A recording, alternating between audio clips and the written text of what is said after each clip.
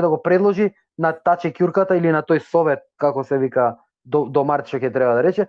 Слушајте луѓе, да не се ценкаме сега 20 денари, 15 денари, 10 денари, што у принцип не е ништо. Јас сум студент. До крај на студиите ослободете го мојот родител од плаќање на тој и тој данок, што ќе биде во висина на 5000 денари. Толку. Чао. Не, решен проблем. Задршките Татко ми ќе ми ги дае мене. Да. Татко ми мене ќе ми ги дае пари. Абе, ете ти многу проста математика. Минимална плата 9000 денари дава во давачки.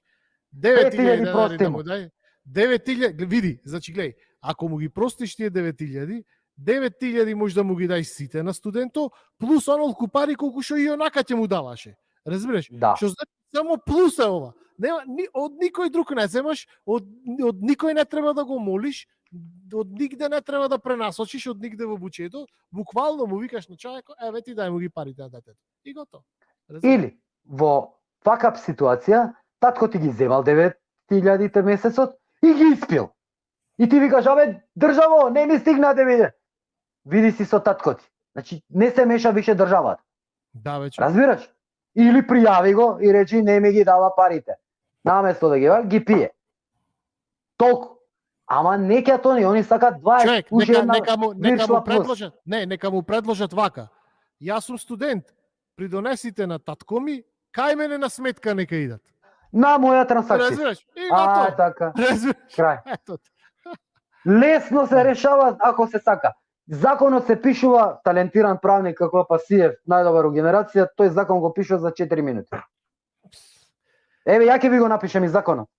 Сите пари што по основ на придонеси давачки кон државата во износ до 9000 денари, 10000 денари, треба да ги платат родителите. Види, УЈП веќе го рачунато. Значи ти кој ќе извадиш за плата да процесираш, значи веќе ти е израчунато колку пари се уплаќа на буџетска сметка. Родител е различно, разбираш? Тоа повисока, пониска плата. Значи тие знат Сашо Панговски за месец октомври прими толку плата и затоа треба да се плати толку придонеси. Тоа значи детето на Сашо Панговски кое што е редовно запишано на факултет, од буџетска сметка треба да му се префрли толку пари. Крај. И само да ти се јават. Детето има трансакцијска, не. Отвори му да му легнат парите таму. Приложи ја трансакцијска. Не бе човек, абе автоматски кој ќе се запишува со индекс, кој ќе ти дават индекс, студентска легитимација, да ти побарат ти едно ливче во кое што кај имаш отворено трансакцијска. Еве ти. И во процесот на запишување да си ја пријавиш ти трансакцијската и на таа ќе ти префрлат. Ајде со здравје. Од кај татко ти кај тебе, право. Еден потез. Да, ни да го молиш, таче, ни нутритивно. Како ќе си купиш толку нутритивно ќе јадеш? Може си љубител на бургери. Секој ден бургер ќе јадеш. Ич нутритивно. Ама тоа е твој избор.